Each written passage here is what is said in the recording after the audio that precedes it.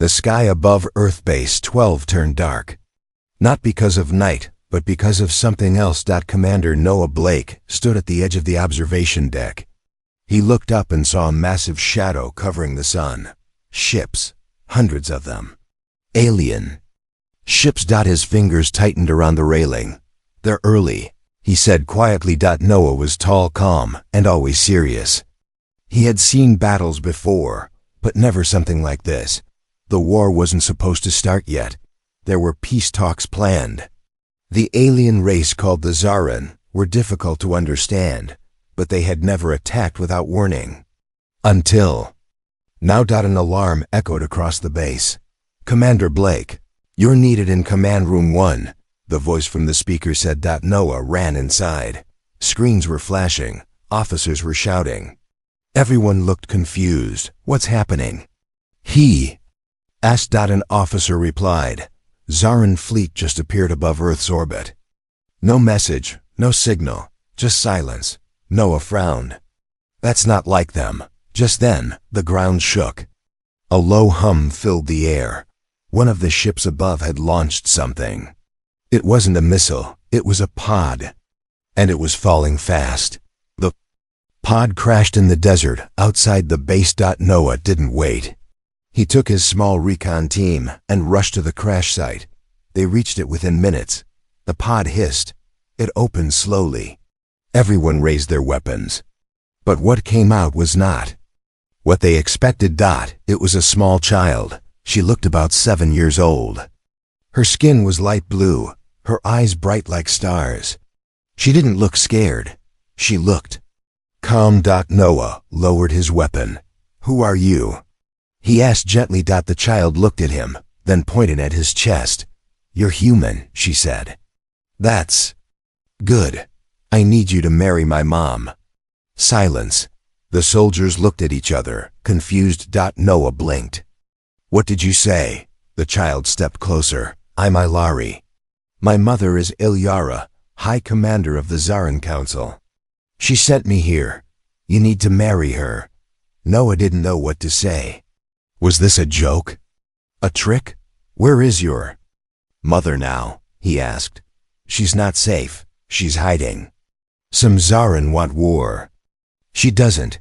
If she marries a human, the war can stop." Noah took a deep breath. This made no sense. Marrying a Zaran to stop a war? Was this child real, or some kind of bait? He looked at Ilari. She didn't blink. She wasn't afraid. She was determined. "I don't even know your mother," he said. "You'll like her." Ilari smiled. "She's really kind. And she makes good soup."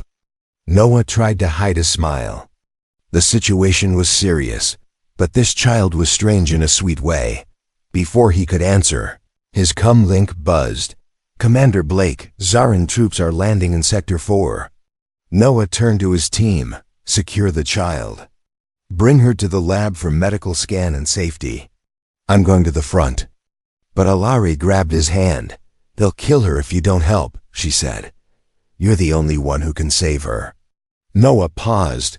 Something in her voice made him freeze. Was it fear? No, it was trust.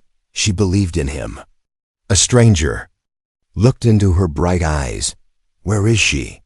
Ilari pointed toward the distant mountains. "She's hiding near the old communication towers, but it's dangerous. The bad ones. They are hunting her." Noah faced a choice. Follow orders and defend the base or chase a wild story from a child who claimed he could stop a war with a marriage. He made his decision. Turning to his second in command, he said, "You're in charge here. Protect the base." "Sir?" "Where are you going?" "To meet a woman I've never met," he replied. "Because her daughter says she can stop a war." The desert was quiet, but the silence felt heavy. Commander Noah Blake rode a desert bike across the red sands, following the strange child's directions. The sun was setting behind the jagged mountains, painting the sky in fire. But Noah wasn't thinking about the view. He was thinking about her. Yara, a name he had only heard from a child, a name that now held the weight of peace or destruction. Noah stopped near an old, abandoned communication tower. It was cracked, half buried in sand, like the bones of a giant beast. He stepped off the bike and scanned the area. Nothing. Just wind, dust and shadows. But then movement, a flash of light, and then a voice. "You are late, human." The voice was calm, low, and cold like metal. A woman stepped out from the shadows. Her long dark robes blew gently in the wind. Her skin was the same pale blue as Alari's. Her eyes were deep violet, watching him with a strange sadness. "I am Ilyara," she said. Noah nodded. "I'm Noah Blake." "You came," she said, almost surprised. "That means you believe her." "I believe something's wrong," Noah replied. "And I don't trust war." Ilyara looked up at the sky. "War is already here." They stood in silence. Then she asked, "Did Ilari say why I sent her?" "Yes, she said I have to marry you." Noah said it with a half-smile, trying to read her face, but Ilyara didn't laugh. "She's right," she said. Noah blinked. "You're serious?" Ilyara turned and walked slowly to a small stone shelter. Noah followed. Inside there were soft lights and old tech equipment. It wasn't a warrior's base. It looked like a hidden home. Ilyara sat. "Years ago," she began, "I married a human. He saved my people. He died doing so. Since then, my own people call me tainted. I lost my rank, my voice, but they still fear me." Noah sat across from her, listening. "Now, a new war has begun, one I cannot stop alone. But if I bond with another human, a commander, the laws of our council will force them to listen." Noah stayed quiet. He could feel the truth in her words. Pain, regret, hope, all mixed together, like a storm behind her calm voice. "You don't even know me," he said. "I know your kind," she replied. "You fight for more than orders. You protect life, like he did, and Ilari chose you." Noah's eyes narrowed. "How did she even know about me?" Ilyara finally smiled. "She's a child born of two worlds. Sometimes she sees things we cannot." Noah stood. He walked to the entrance and looked out at the desert again. The sun was gone. The stars had begun to shine. He felt torn, a mission he never planned. A woman with a broken past. A child asking for the impossible. And yet, he wasn't afraid. "What happens if I agree?" he asked. Ilyara stood beside him. "Then we have one chance to stop a war. But if you say no, they'll kill me. And use Ilari as a tool." Noah looked at her face, not a warrior's face, not a leader's, a mother's. He nodded slowly. "I don't know what's ahead," he said, "but I'm not walking away." Ilyara looked at him, really looked, and something in her eyes softened. Outside, in the distant night sky, a glowing Zarian warship hovered in silence. Watching, they were not alone anymore. The moment Noah stepped back onto Earth Base 12, he was no longer a hero. He was a suspect. 2 armed guards followed him down the hallway. His hands were free, but only because Ilyara had refused to let him wear cuffs. Inside the command chamber, eyes turned cold. Screens showed Zarin ships floating silently in Earth's upper orbit. General Harris stood in front of them, arms crossed. His voice hit like ice. "Where were you, Commander Blake?" Noah didn't blink. "Saving someone who might stop this war." Harris scowled. "By breaking protocol? By sneaking off to meet the enemy?" Noah stepped forward. "She's not the enemy. Her own people betrayed her. She wants peace."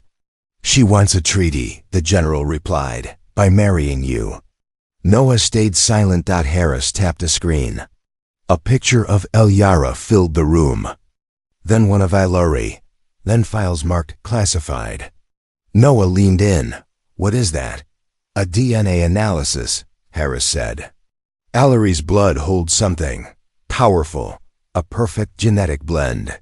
Human and Zarin, stronger immunity, advanced neural speed. She's more than just a child, Noah. She's a weapon. Noah's jaw clenched. She's a child. She's a key, Harris said. And Ilyara knew that when she sent her to you. Do you really think this marriage proposal is about peace? Or are you the trap? Noah turned to leave, but the general's voice stopped him. If you agree to this, you lose your rank, your command, your future. Noah didn't turn around. He just said, some things are worth more than medals. Far from the base, Ilyara stood at the edge of an old earth ruin. Ilari sat beside her, drawing strange shapes in the sand. Will he come back? Ilari asked.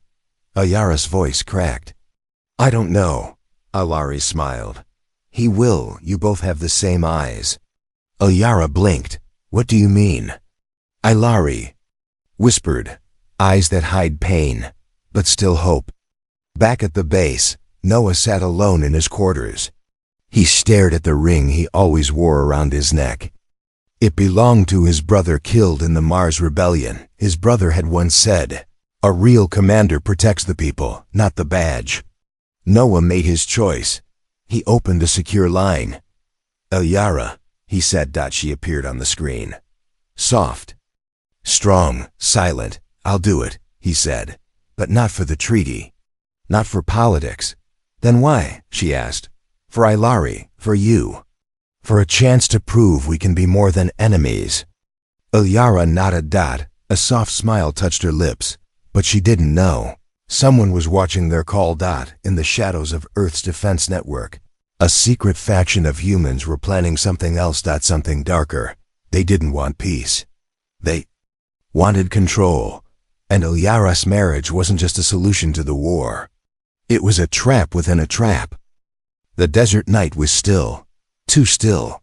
Ilari slept soundly under a woven blanket, her small hand resting on an old teddy bear, something she had never owned on her homeworld. Ilyara watched her daughter, then looked up at the stars. She whispered, not knowing if anyone human could hear. I once believed stars had no meaning. Then I met him. Behind her, footsteps approached. Commander Noah Blake stood quietly, holding 2 steaming cups. Chamomile, he said softly. Best I could find in emergency rations. Ilyara accepted it. Their hands didn't touch, but the air between them felt warmer than before. They sat outside her shelter. The sky above them was full of stars, like scattered silver dust. She calls me Dad, you know, Noah said, staring up. Ilyara chuckled softly. She never called her real father that. Noah turned his head. You mean? Ilyara's voice was low. He died before she could speak. He was like you, bold, honest, too honest. There was a pause. Then she added, he was also human. Noah sat up straighter. Wait, you already married a human? Ilyara nodded slowly. Long ago, during the first Earth-Zaran peace mission. He was a translator, brilliant, but peace didn't last. Her eyes clouded.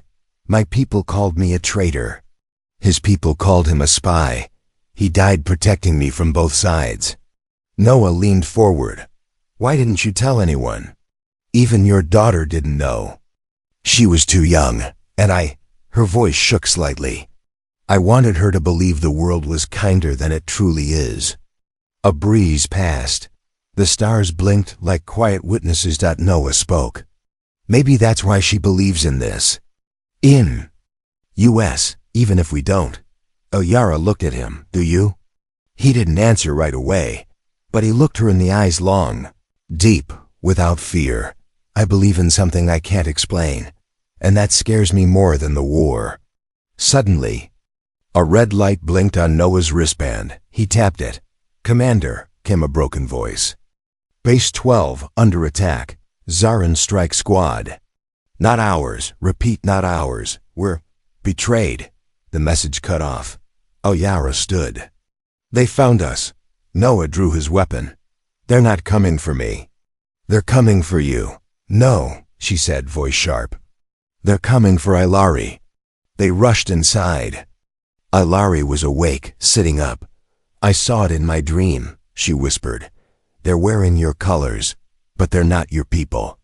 Ilyara and Noah exchanged glances. Human mercenaries in Zaran suits. A false flag operation, war was. Not beginning. It had already started in secret. And now, they had to run. To fight, but to survive. There was no sound. No warning, only light blinding. White light, then fire. The ground exploded beside the shelter just as Noah pushed Ilari to the floor. The shockwave threw sand and metal into the air. Inside, Ilyara shielded her daughter. With her body, blood trickling from her temple. The silence that followed was louder than any explosion. A direct hit, but it had missed. Barely. Noah crawled through the smoke, coughing. "They've locked onto us. That wasn't a drone strike. It was precision targeting." Ilyara gritted her teeth. "They're not here to talk. They're here to erase us." Ilari didn't cry. She stared into the smoke like she already knew this would happen. Noah grabbed the emergency beacon and crushed it in his palm. "We need extraction. Now." "No," Ilyara said. "They'll track any signal we send." Noah looked at her. "Then we vanish." They ran through ruins, through dust, through dark valleys that had once held communication towers, but now echoed only with ghosts and falling stones. Behind them, something followed, silent, fast, like shadows in the fog. Ilari tugged Noah's sleeve. "They're not soldiers." "What?" "They're machines, but wearing faces." Noah turned. From the smoke stepped humanoid figures in black exosuits. Their helmets glowed red. They looked like men, but they moved like spiders. Too fast. Too clean, artificial soldiers. But who had sent them? Earth? Zaran? Or someone else? Hours later, in a hidden canyon under a broken satellite dish, they found safety temporary. At least, Ilyara tended to Ilari's bruises while Noah searched through a black case left behind in the wreckage. It wasn't his.